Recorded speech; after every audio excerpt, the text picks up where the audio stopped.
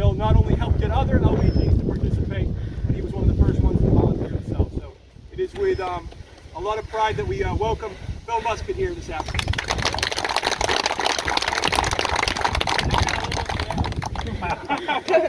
All right, welcome everybody.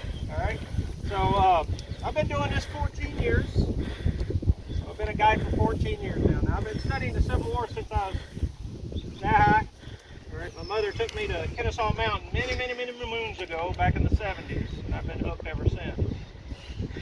So today it's my honor to talk with you guys about the men of General, and I'm going to say Julius at least 4 times. All right, Junius Daniels and his brigade as they go across these fields to your left rear. 2,100 men approximately from North Carolina are going to advance across these fields. You're going to have Iverson's men and Daniel's men over here to our right moving across these fields, and we're going to follow in their footsteps. All right, so a little housekeeping before I really get rolling here. What we're going to do is when I'm done talking here, can everybody hear me? Yep. All right, when we're done talking here, we're going to go down towards the worm fence, and we're going to stay on the right side of the road. We're going to stay in the short grass. We're going to get to the 6th New York Monument. We'll stop there. We'll do some more talking there. And then we'll move along the road, again in the short grass on the west side of the road. We'll make the left. And over there near the gaps in the fences, we'll stop there. We'll talk some more there. We'll go to the railroad cut. We'll be on the western side, the north side of that bridge. And if you could be on the side of the hill there sitting, we'll kind of have like a little amphitheater about what's going to happen with the fight in the railroad cut. From there, we're going to come back probably to the same gap in the fence, push those guys through Oak Ridge, and wrap up the tour. All right? So that's the plan. Thank God it's not 90 degrees today. All right? Now, Daniel's brigade is one of the new brigades in the Army of Northern Virginia. Junius Daniels' men had been in North Carolina most of the war. Their limit of duty with the Army of Northern Virginia was during the 7 days. And these regiments will spend their time at Drew Reese Bluff. Not to minimize what they're doing, but they weren't in the big fight there. They will go down to North Carolina, where they will spend some time fighting in little battles down there as well too. But on May 24th, 1863, at Hamilton's Crossings, just south of Fredericksburg, Virginia, this brigade will be mustered in or added to the official order of battle of the Army of Northern Virginia. They'll be attached to Robert Rhodes's division. And on June 4th, Rhodes's division will begin their move north. All right? In this little walk we're going to do here, we're going to cover about a mile.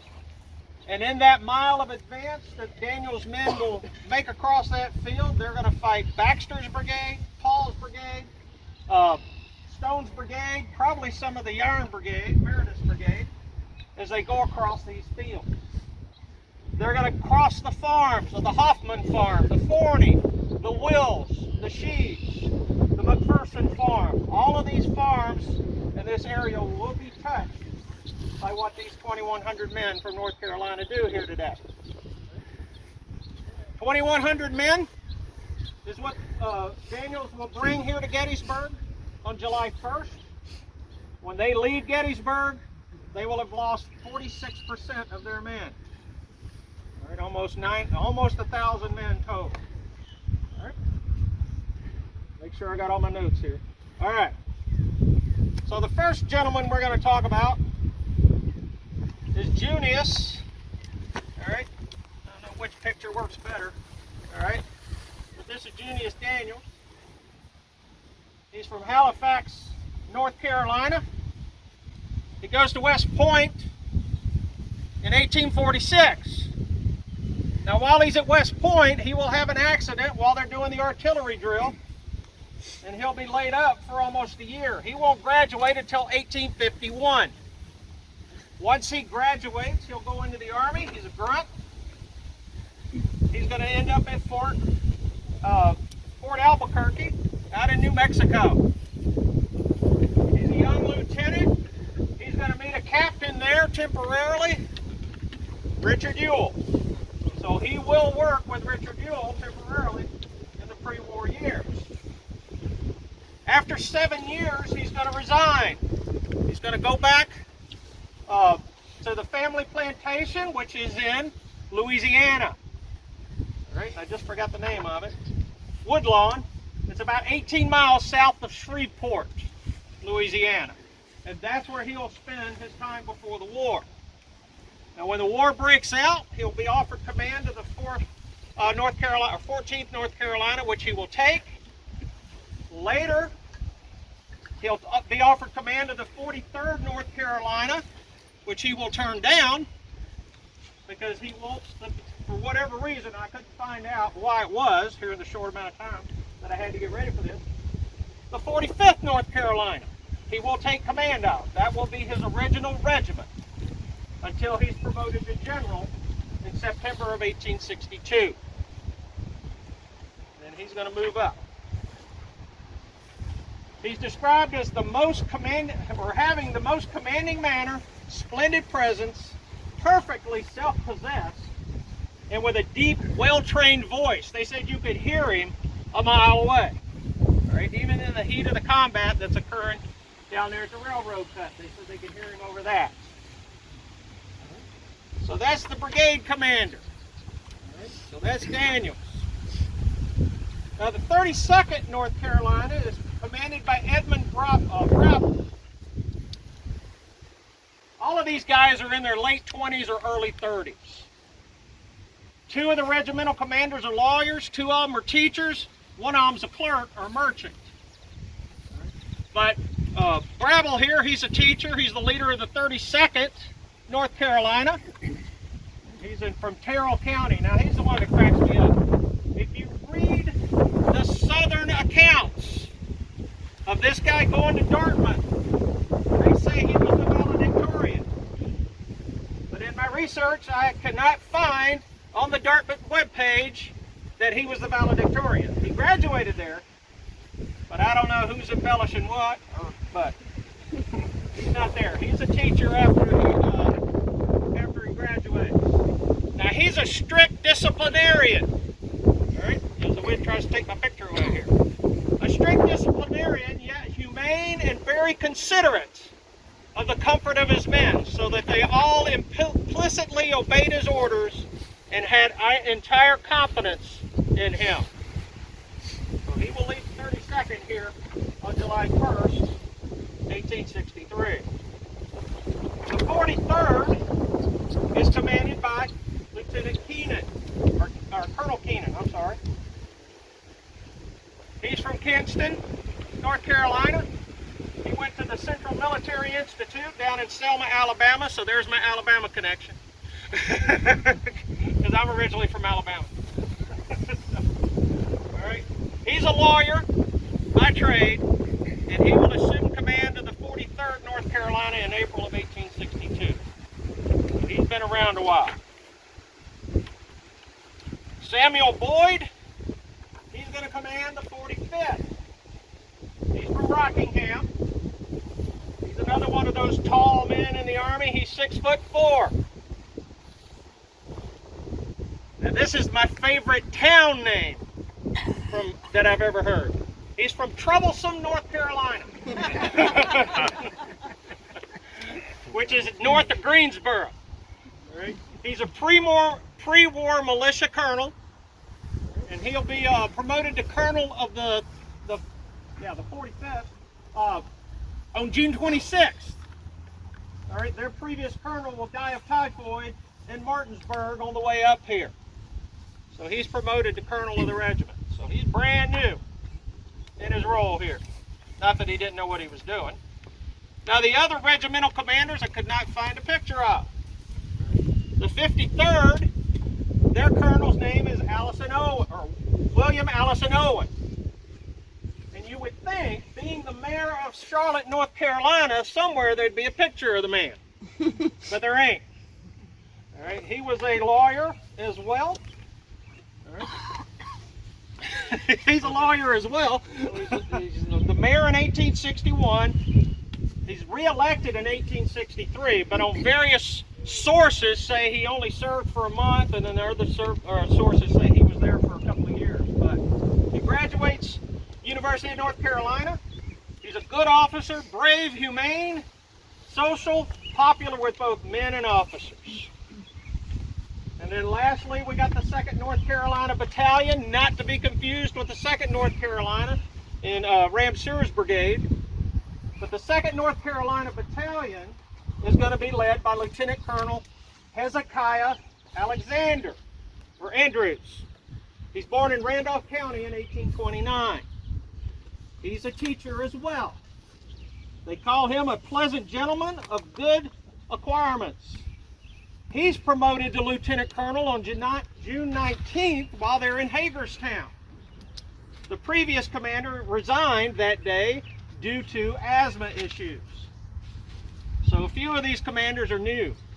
Now the interesting thing about the 2nd North Carolina Battalion is they're formed to be part of Wise's Legion in 1861. Wise's Legion is serving in West Virginia under, what's that guy's name?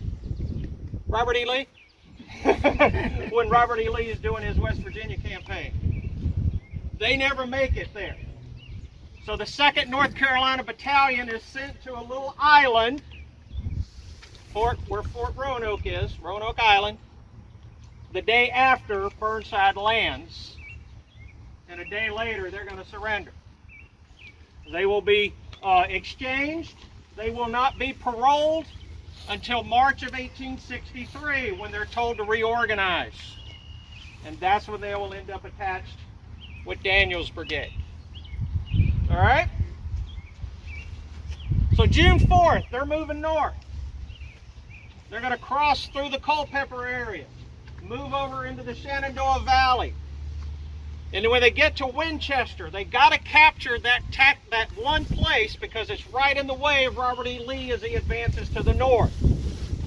Well, Richard Ewell will send 2 divisions, Jubal Early's and Johnston's, to attack Winchester. And he'll send Robert Rhodes and his division to capture Berryville.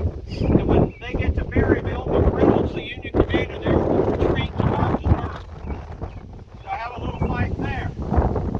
Rhodes's division and Daniel's men will take part in that. They will then cross the Potomac on the other side of those mountains there in the distance. They will move up through Chambersburg.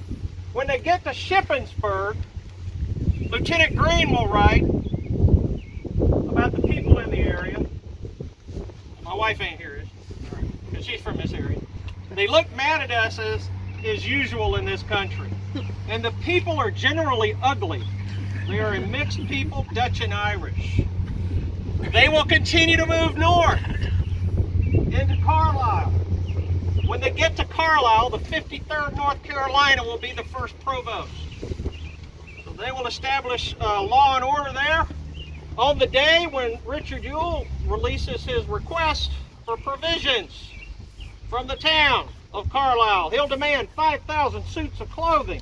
That includes hats, shoes, boots, 5,000 bushels of corn or grain, 10,000 pounds of sole leather, 10,000 pounds of horseshoes, 400 pounds of horse nails, and then he wanted the printing office as well too. Also use of the printing office and 2 printers to report at once. So the 53rd North Carolina will be handling all of that up there in Carlisle. While in Carlisle, when Robert E. Lee was down in Richmond in May of '63, the ladies of Richmond will give him one of the new flags. The Confederacy will change their flag from the stars and bars to what they call the stainless banner, which is basically the Confederate flag, battle flag in the top corner, and a white flag. They'll present that to Lee. Lee will give that to Ewell. Ewell will give that to Rhodes. Rhodes will give it to Brabble in the 32nd North Carolina. And they will fly that first use of the 2nd National, or the stainless banner, up there at Carlisle. Joseph Cowan from Bertie County will carry that flag here at Gettysburg. And he will survive the first day. Across these fields, all the way through the town or into town, but he won't survive the morning of the 3rd. He'll be killed over on Culp's Hill. June 29th, Richard Ewell will get orders to move to Cashtown and or Gettysburg. Rose and Ewell will let the division sleep that night. On the morning of the 30th, they will get up and start marching. They will march through Papertown, which is modern-day Mount Holly Springs, all the way through York Springs, right down to Heidlersburg. Now, York Springs was known as Petersburg at the time of all this, and they will bivouac just north of Heidlersburg. If you've been up to Heidlersburg, there's a couple of good little creeks there north of town, right, and south of town. But they're going to end up marching 22 miles that June 30th when they go into camp. It's a little bit rainy and drizzly that night.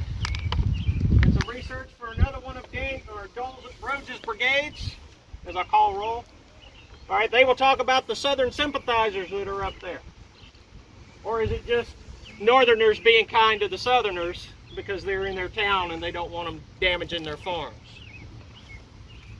On the morning of the 1st, they're going to arise at sunrise and begin marching from Heidlersburg to Newville, or Biglerville.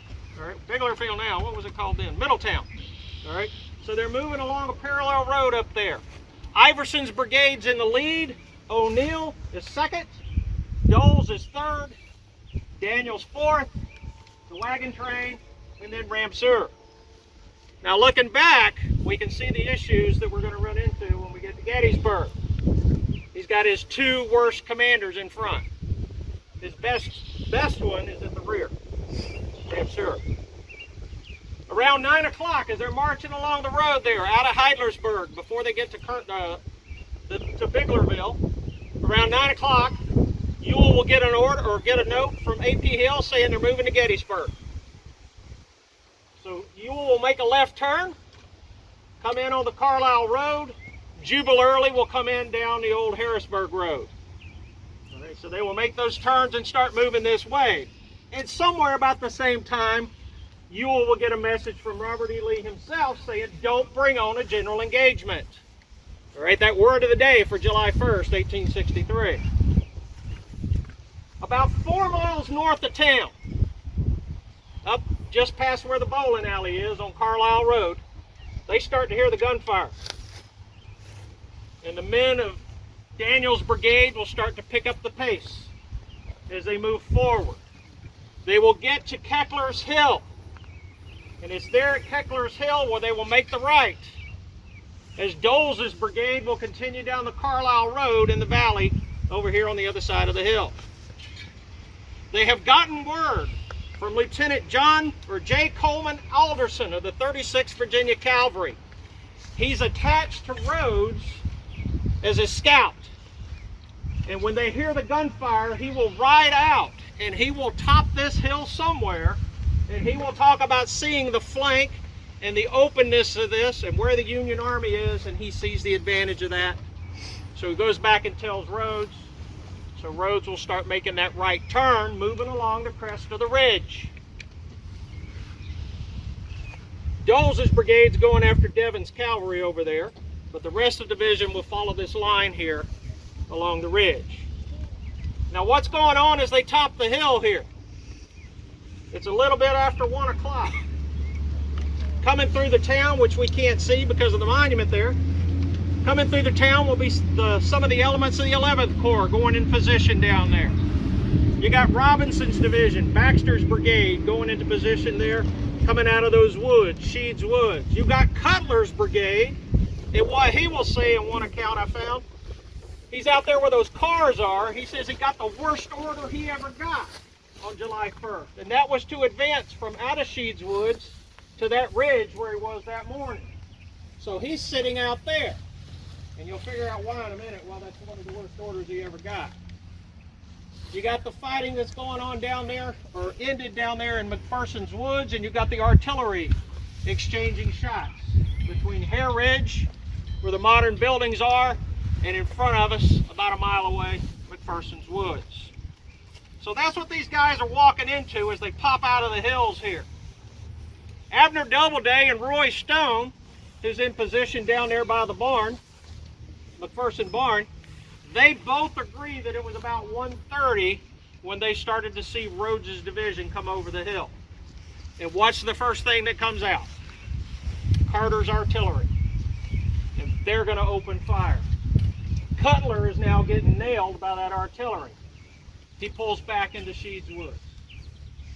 Carter's guns will continue firing in that direction, making life miserable for Stone and some of Biddle's brigade even further down.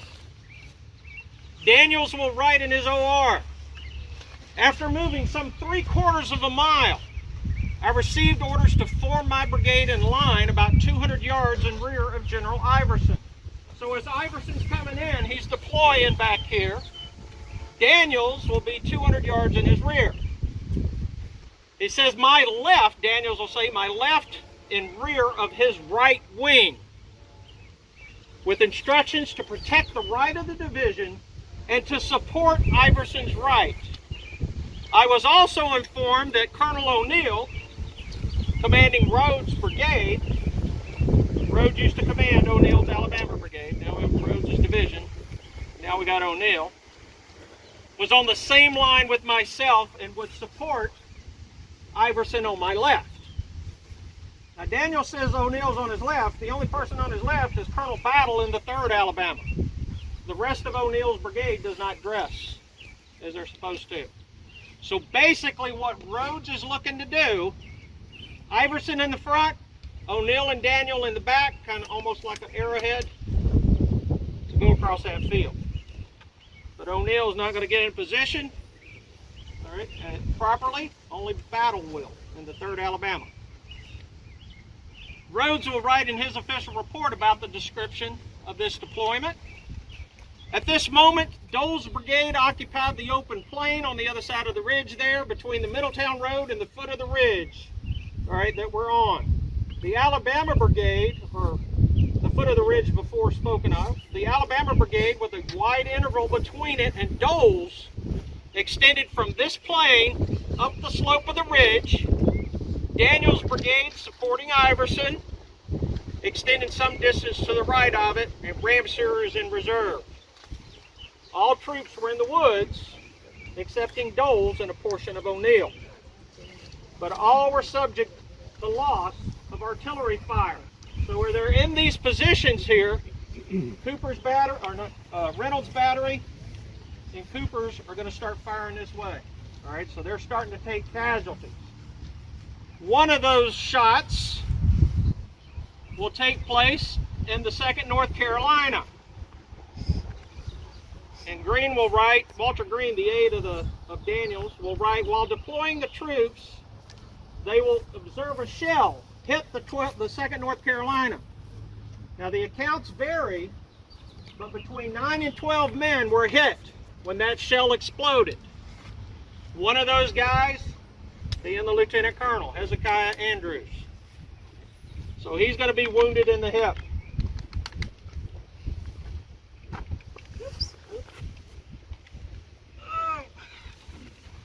All right. The 3rd Alabama, like I said, is going to be placed on line. Daniels will deploy his brigade off in the woods here to our right rear. Facing south, his left unit will be the 2nd North Carolina Battalion, the 45th, the 53rd, the 43rd, and then the 32nd. They'll be lined up over here on our right towards where the Hoffman farm is. The 2nd North Carolina Battalion will be on their property, near the house. Rhodes at that time will order Iverson and O'Neill forward. Iverson will send word back to Daniel, I'm moving forward. So Daniel will get ready. And as they start to move forward, it's about 2 o'clock in the afternoon. And as they move forward across these fields, Daniels will move in support on the right. And Now we're going to follow that advance across these fields. Any questions? All right. Like I said, we're going to stay to the right of the road till we get to the road, and we'll cross there. I was heading down to buy some Confederate flags.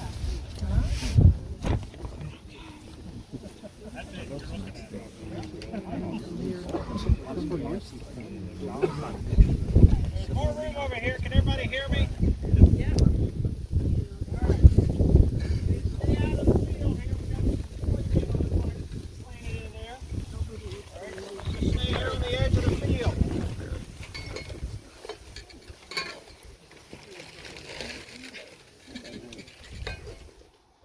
All right. Coming off the hill there, we just left Oak Hill. We walked most of Iverson's line, and we're starting to get into Daniel's line here. The 2nd North Carolina Battalion is on the left. They're down there by the Hoffman Farm, which is near where the subdivision entrance is over there. And as they're coming out of those woods, moving into these open fields, they're going to be surprised in that Iverson told them they were moving forward, but he didn't tell him they were going to swing to the left. So as they're coming out of the woods, Iverson's moving to the left towards Infamy and that stone wall over there. The 12th North Carolina will be just behind that little knoll, which is down there where that little scrub tree is. All right, they'll be in that area. So if you look at the casualty counts of Iverson's brigade, you'll see the 12th doesn't suffer the way the rest of the brigade did. And that's why, that little hill there. It's going to help shelter them. Now as Daniels is moving across the field now he's got to make a decision. A gap is starting to open up to his left. And he's got to figure out how to fill it.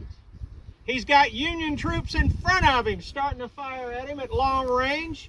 One of the guys in Stone's brigade, I don't know if Teresa mentioned this last night, one of the guys in Stone's brigade, 149th, will actually double shot, double cartridge, 2 loads of powder, and put 1 mini ball in and fire 1 long range shot. All right, don't know if he hit anything, but he tried. All right, from that extreme distance.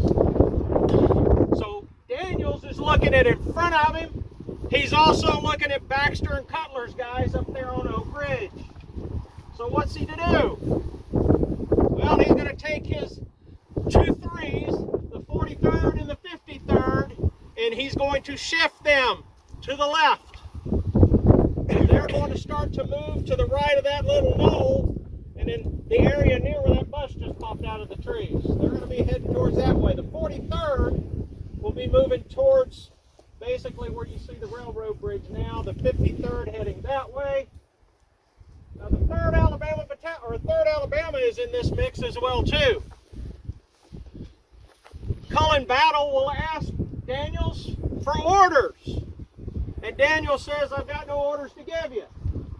Not in my authority. So Cullen Battle is somewhere out here between the left of Daniels and the right of the 12th. The 53rd North Carolina, right, they will go into position to the left of the 3rd Alabama, but then they will back up and move around to the right side. All right, and then they will go in across those fields. So we're going to have the 43rd, 53rd go to support Iverson's left. The 2nd North Carolina, the 45th, and the 32nd will continue heading towards the railroad cuts. Yep, Conan Battle says, all right, so as the men advanced across the field here, all right, that's my other problem. I get to talking and get ahead of myself.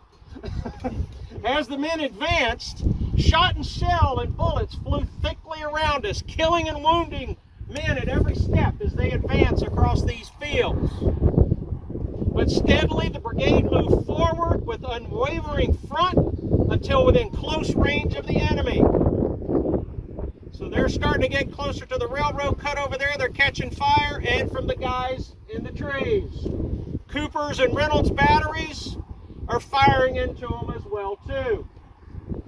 Once they clear that wooden fence, they're going to start getting hit by Stuart's artillery as well too, as they move across that field. Alright? Can't really see it from here, but the trees that are in the way, Colonel Roy Stone down there by McPherson's barn is witnessing this advance. He's going to advance his skirmishers across the railroad cut to the fence, or the remnants of the fence, that's out in the middle of the field, past the fence where the blue car is moving now. That's the same fence that the 147th New York will defend against the 2nd and 42nd Mississippi on the morning of July 1st. So they'll send out skirmishers that far. All right? They've got to be a little concerned as they walk out there to man that position, because you've got all the wounded soldiers out there begging for water, and you got the dead soldiers out there as well too. So it's a little unnerving, I can imagine, as they walked out there. Captain Van Brown, in his report on the 2nd North Carolina Battalion, moving forward in this position for a distance of nearly 1.5 miles through open fields and constantly exposed to a galling fire of artillery and musketry, it encountered the enemy, strongly posted near a deep rail cut and along the crest of the hill in rear of the cut. Here the contest was protracted and bloody. As Daniel is advancing through here, he's looking down to his right for support. That is where the remnants of Davis's brigade, Joseph Davis's men, will fall back to the other side of the Wills farm, all right, which we now know as the Bender farm, past the Wills farm into that area. He will see the request for help. He will not get anybody that he knows of. Some of the 2nd Mississippi will support the 32nd North Carolina in their assaults on the 149. So he does get support, he just doesn't see it, doesn't hear about it. Alright, so now what we're going to do is we're going to go back across the road, back into that short grass over there. We're going to make a left face, and we're going to follow that down over to that fence line over there. Hopefully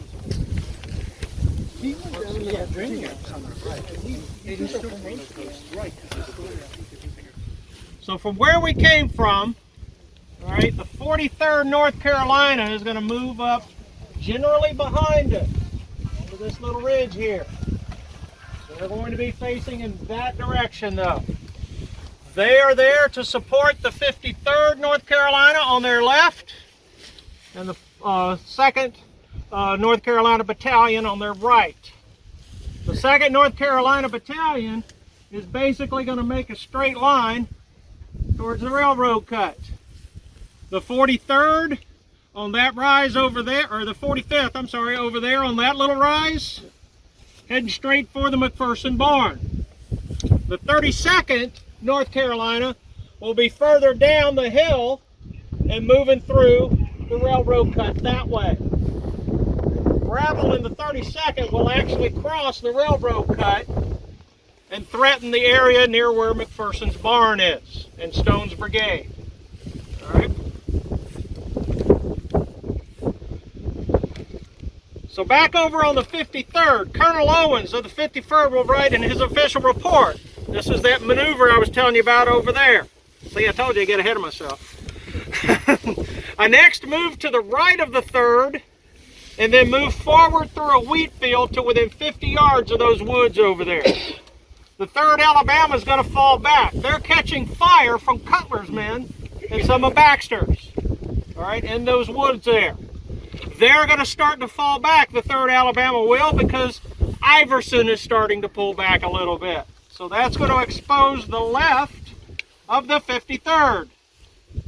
So the 53rd, Colonel Owens will continue, and I ordered my regiment back some 50 yards into the swell behind you there, it at this time being exposed to fire on both flanks. So he's still catching some fire from up there on Oak Ridge, and he's catching fire from the wood line over here. All All right, Cutler's and Cutler and Baxter's guys. Now Battle, he will back out and he will move to the left because he will send somebody to Stephen Dodson Ramseur, and he will ask Ramseur the same question he asked Daniel. Ramseur is going to say, come on, join in. So the 3rd Alabama will attach with Ramseur's brigade as he comes across later that afternoon, just a little bit. All right. Colonel Keenan of the 43rd, he's right back here behind you.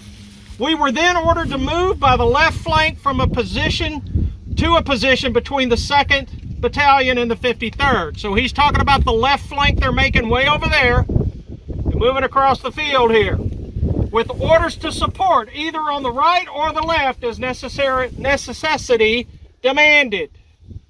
We remained in that position under a sharp crossfire when we were ordered to join on to the left of the battalion and support it. That's the 2nd North Carolina Battalion is what he's going to talk about. And that will not be until they actually begin their advance towards Oak Ridge later that afternoon. All right. Any questions? What time of day was that again? This is a little bit after 2:30. Yeah.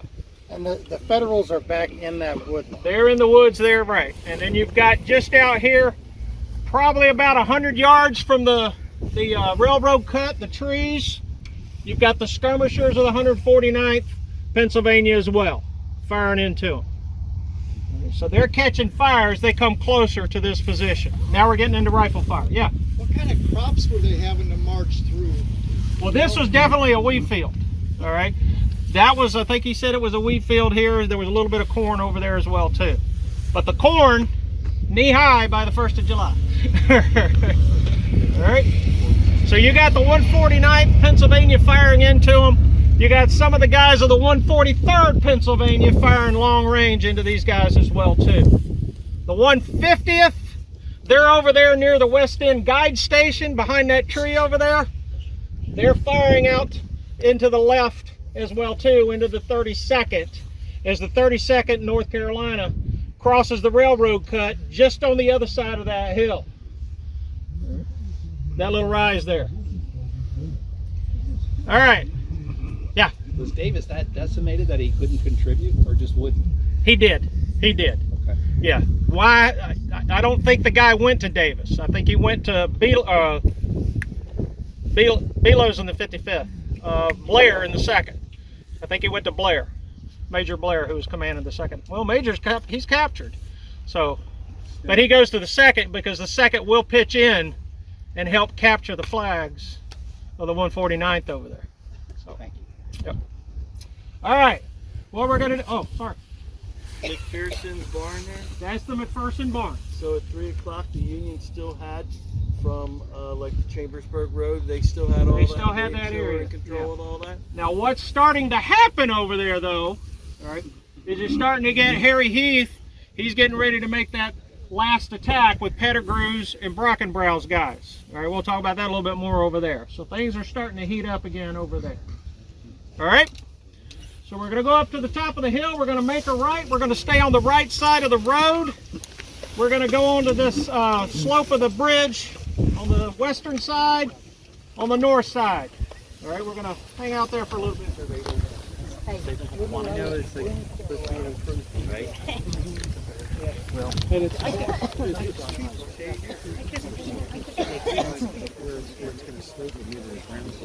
All right. Kind of got a little amphitheater set up here. All right, we're at the middle cut. The western cut, or the eastern cut, is over there on the other side of this little hill here at Sheeds Woods. The western cut is out there where that little rise is. This had already seen fighting over here on the morning of the 1st. Near this area, and probably somewhere right in here, is where the 2nd Mississippi drops into the hole. The 42nd a little bit further down. So there's already casualties laying out here as Daniel's men are moving across these fields. Now, you got the 43rd and the 53rd back there.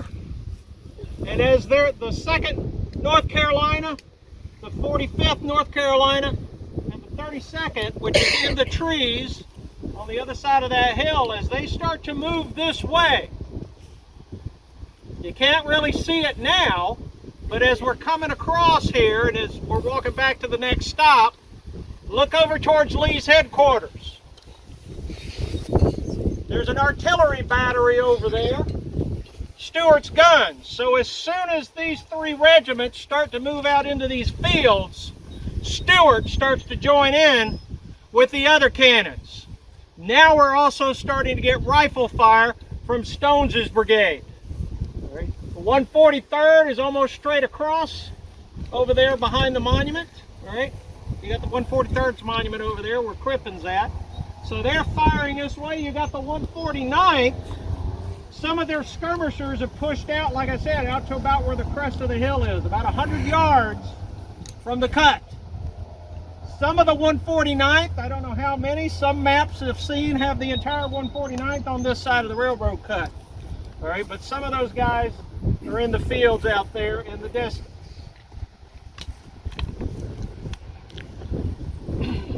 The 2nd Battalion, the 45th, and the 32nd, all right, as they're advancing, my page turned.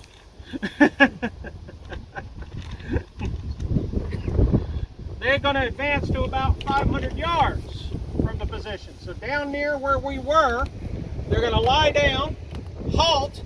They're going to let Carter's guns do some more work on Stone's boys over here. All right, so Carter's still firing in support. Rander's battery is over there near the Wills farm, the Bender farm, firing up this way as well too to support. Colonel Brabble of the 32nd will write, at the time the regiment became actively engaged, it was near a railroad cut. The right supported by a regiment of Davis's brigade, even though Daniel says they weren't supported. Beyond the cut was a large stone barn where the enemy was strongly posted. He had also planted upon a wooded hill between us and the town a battery, which thoroughly commanded the ground in our front and about the barn. Right. That is when the command is given to up and charge the railroad cut. And in one of the first shots that these guys will fire, these 3 regiments, do you think they aim at the 149th? They aim at the flags of the 149th. Not only is that ruse that they're going to do with their flags affect the cannons on Hare Ridge, but it's also going to mess with Daniels as they're advancing. They're going to get hit in front by the 149th. This is the 2nd Battalion, 45th, and the 32nd North Carolina. They're hit in the front by the 149th and on the left by the guns of Stewart. Captain Hopkins of the 45th reported, after firing a short time, they're firing at long range from down there, we were then ordered to charge, and it was a very gallant one was made, driving the enemy back through the railroad cut, but we could not reap the benefit of our gallantry as we could have done had it not been for that deep railroad cut, in which about 1/4 of our regiment went into the bottom of it. So they're starting to go down into it as well too. Nobody learned their lesson from the morning. All right. The 143rd, all right, is attempting to keep the 2nd North Carolina back, and the 45th North Carolina from flanking the 149th. So as these men start to fall into the cut, all right, they're going to start to pull back though. The 45th North Carolina will suffer most of his casualties right out there in that field in front of him. Hopkins will write in his OR, the line was then formed on the crest of a hill where we retained our position under a heavy fire of grape and canister and musketry. So they're going to pull back. As they pull back, Colonel Boyd will be wounded. It will also capture about 30 men from Stone's brigade, because they will write about in other accounts of seeing groups of Union soldiers being led out of that railroad cut by those men of the 145th or the 45th North Carolina. Daniels will order the 2nd North Carolina and the 4th North Carolina, like I say, back to afford some shelter. He will rally them with his loud voice that is heard over the gunfire. All right. They start to rally those men there. The units will keep up a heavy fire from that position on the 149th.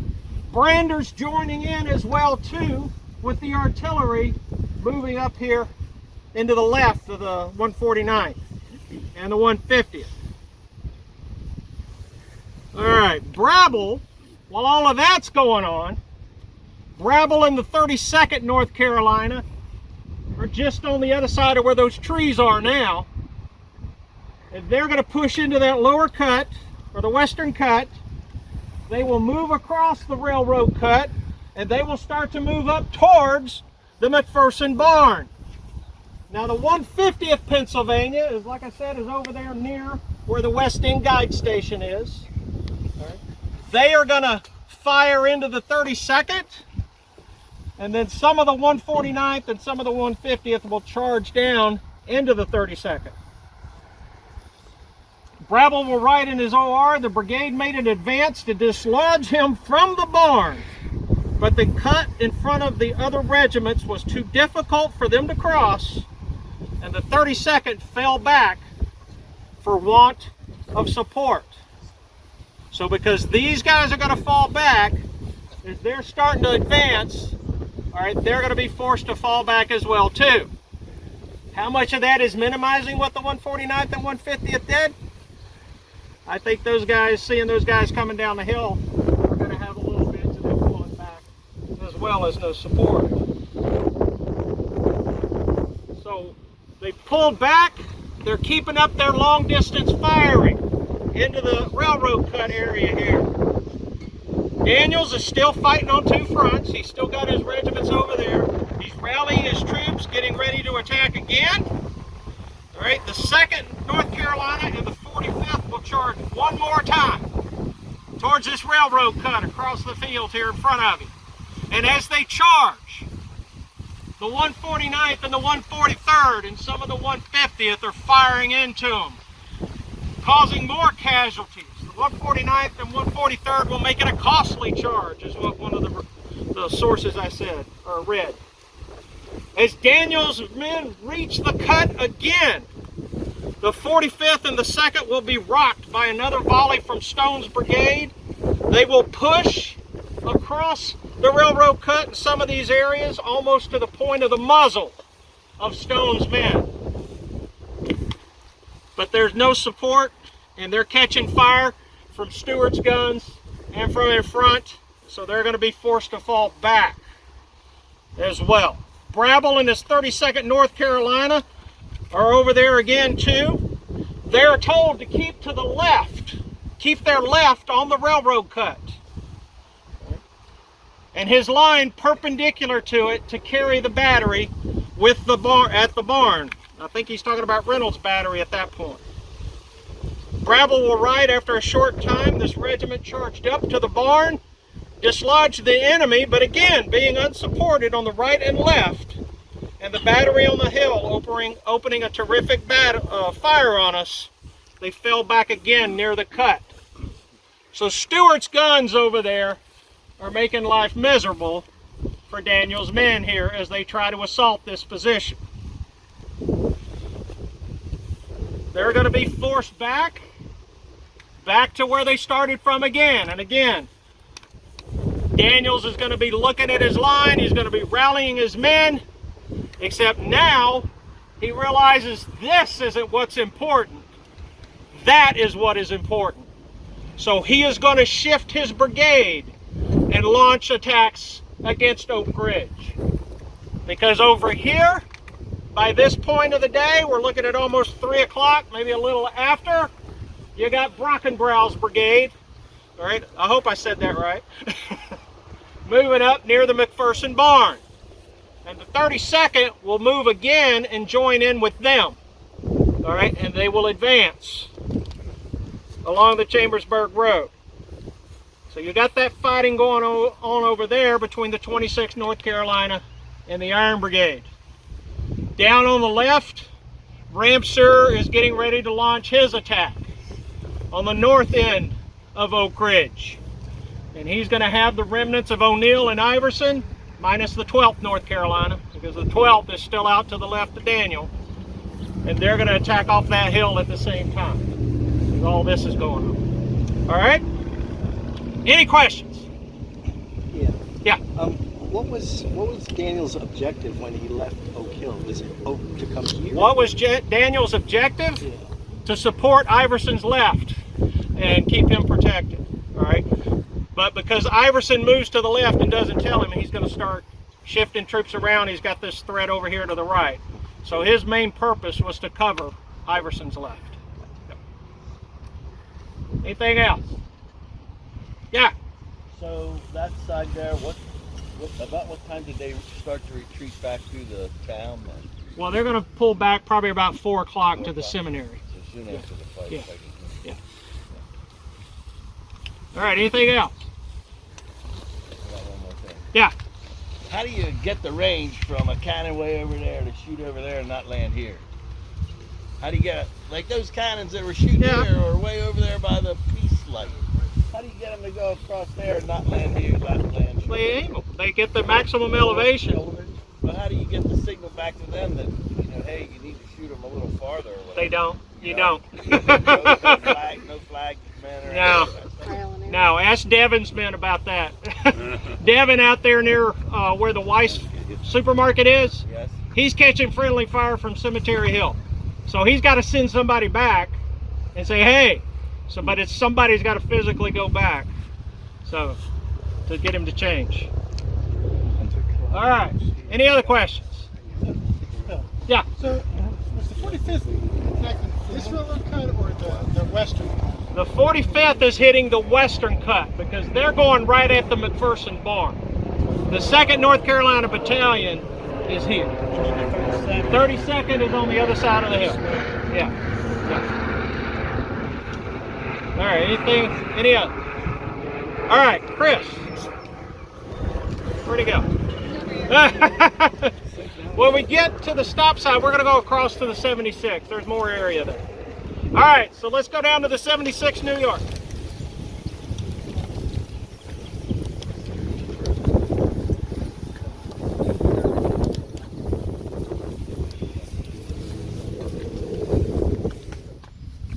All right.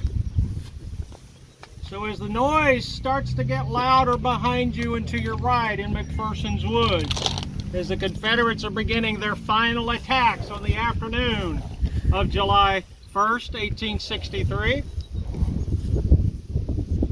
Daniels will change and pull his men back because he's realized now that ridge in front of him has to be captured. He's still got some of the remnants of Baxter and Cutler over there. Paul, a little bit further up the ridge, getting to get hit by Iverson, or Ramseur, and the remnants of Iverson, and O'Neill. All right. Pender is beginning to arrive as well too, back there on Hare Ridge.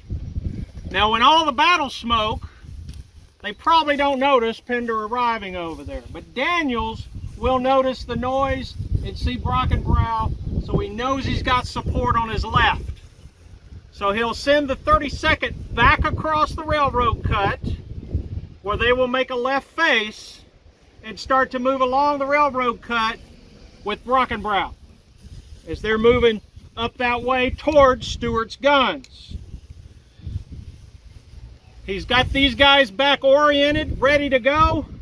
Got them their morale back up, got them reorganized. At about 3:45, they're going to start to advance again across these fields from behind you. Now, moving that way in unison with what's going on over here. They're still getting hit by Stewart's guns as they go across the field. Brabble in the 32nd, like I said, they're down there. He'll write in his report The rest of the brigade had now having changed direction so as to advance without hindrance. The 32nd moved up beyond the barn, waited a few minutes for the troops on the right, and they advanced to near the edge of town, where it joined the other regiments and rested for the night. The 42nd North Carolina, the 2nd North Carolina, and the 43rd are getting hit by Stuart as they march across here towards Oak Ridge. It is in this charge of the 2nd North Carolina Battalion, they're over here to the right, that their colonel, Hezekiah, Alexander, that's all folks, Andrews, is hit, and he's killed. Now remember, he's already wounded in the hip. He's already marched a mile and a half. All right, down here, made those 2 assaults, only to be killed right across these fields here as they go up towards Stuart's guns. The 53rd North Carolina and the 12th North Carolina over here to our left will push into the woods as well. They're going to be in coordination. Robert Rhodes finally gets that coordinated attack. All right. Iverson, O'Neill, under the command, I believe, of Ramseur, because why else would Ramseur divide his brigade, put 2 regiments on one side, 2 regiments on the other, and the rest in between? All right. They're going to hit that end of the line, and all of this is going to start to fall apart. The 16th Maine down here is going to do their thing with the flag and rip it to shreds. All right, and a lot of them will be captured that afternoon. They will continue to push over the hill towards the railroad cut, where some of those men, O'Neill's will stop near where the Pizza Hut is. That's where his guys will camp or end up spending the night. Daniel's guys will be to their right near the Sheeds Farm or house, all the way up here on the Seminary Ridge. That's where they will spend the evening of July 1st. The 42nd or the 45th North Carolina will capture 188 men and recapture the flag of the 20th North Carolina. That flag had been captured by the 97th New York. Captain A.H. Galloway will get that flag back somewhere over here. They also captured a very fine flagstaff and tassels. The remnants of what had been a fine Yankee flag were lying in different places. Those are probably the remnants of the 16th Maine's flag. Among some of the Union captured over there will be Major John Benton Callis of the 7th Wisconsin. He's going to be at the hospital over there by the seminary when he's hit, and for whatever reason I could not find why he's over here on Oak Ridge, but he's going to be captured by the 45th. Colonel Keenan will send him back with an aide back to the seminary building. And now I then forgot his name again. Callis will give him some spurs. All right. So that guy will come back and he says, here, these are from the major. So he'll carry those spurs with him. That will be the end of the fighting here for Daniel's brigade on the first day. But the 3rd, well, most of the 2nd, they're in line. They're along the railroad cut, but then on the morning of the 3rd, they will move to Culp's Hill, where they will make attacks over there and will suffer some casualties over there. But most of that brigade's casualties will occur out here, where we're at now. When the fighting is over and they're walking the lines here, one of Junius Daniel's staff officers noticed a bullet hole in his hat, and he comments on it. Daniel says, well, I'm just glad it's not an inch lower. But it had gone through his hat. Daniels will survive this battle. But at the Battle of Spotsylvania at the Mule Shoe on May 12th, 1864, that's where he's going to be killed. Brabble will survive Gettysburg as well, only to be killed at Spotsylvania on the 10th, 2 days prior than Daniels. Keenan of the 43rd, he will survive. He's wounded in the thigh He's wounded on the 3rd, captured on the 4th during the retreat. He's going to make a tour of Johnson's Island, Point Lookout. He's paroled in March of 1865, but he's never exchanged. So he never comes back to the unit. Later, he becomes the mayor of Wilson, North Carolina, and if anybody's been to Bentonville, you know you got to go through Wilson, I guess, to get there. At least I did when I went. Later, he's the state attorney general. Those spurs that he was given, in 1893, he's going to write Major Callis. He wants to give them back to him. He wants to walk this battlefield because at that point, they're starting to look at they're putting these monuments on the field and they're starting to do the lines for the Confederates. So he invites Callis to come, but Callis can't because he's ill. So Keenan gets to keep the spurs that he was given that day. Boyd, wounded in action here at Gettysburg. He's captured at Hagerstown on July 4th. He returns to duty on May 17th. And Spotsylvania must have been a terrible place because he's killed there too. And we all know it was. William Allison Owens, he's wounded in the hand here, wounded in the hand and side at Spotsylvania. But he's going to be mortally wounded at Snickers Ford in Virginia, or Cool Springs as the other name it's known as, in July of 1864. Now, General Wright will be commanding those Union troops. That is Jubal Early's moving back into the Shenandoah Valley after his failed attempt to take Washington. So Wright will be the guy in command of those troops. And Hezekiah, he's killed here. The 2nd North Carolina Battalion will lose 199 men, 82.9% of their men. The 53rd will lose 51% of their men. 211 is what they lost. The 45th will lose 219, 47% of their men. The 43rd, 187, they'll lose 32. And the 32nd North Carolina will lose 181 men for 38.9% casualty rate. So some of these units are going to suffer through some of the hardest fighting of this battle. Right here where we're standing, just a little under over 161 years ago, right now. Any questions? Yeah. During the Confederate advance, were the Union troops being reinforced, or most of the Union troops headed to Cemetery Hill at this point? By this point, the Union Army is not reinforcing. They're falling back. So what's going on here, if there's any Union troops here, basically rear guard. These guys, that's why the 16th Maine is chosen. So all of these guys are falling back. The Union guys are starting to fall back. And they knew that. And they, yeah. Yep. Thank you. Yep. Yeah. The woods is a lot thicker than it was then, right? Yeah, the woods are a lot thicker. Yeah. Yep. If you go over to Spangler Spring, look at the wayside for the 2nd Massachusetts Monument, perfect to what the woods look like here at the time of the battle. A lot more open. All right, that's why Stewart's battery is going to be such a problem, because once Daniel breaks the ridge here or starts moving across here, Stewart's firing through those trees, all right, because he's got an open field of fire there. Yep.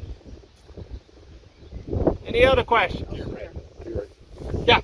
Yeah, you just keep saying about Stewart's. Where exactly are there Stewart's guns? Right over there by Lee's headquarters. Those are the ones that are just down below it on the slope of the hill. So they're just at the edge of the woods. Confederate guns. Huh? Then they're replaced by Confederate guns later on. Yeah, later on. Yeah. Yep. Next day. Yep. Anything else? All right. Well, thank you for attending the walk.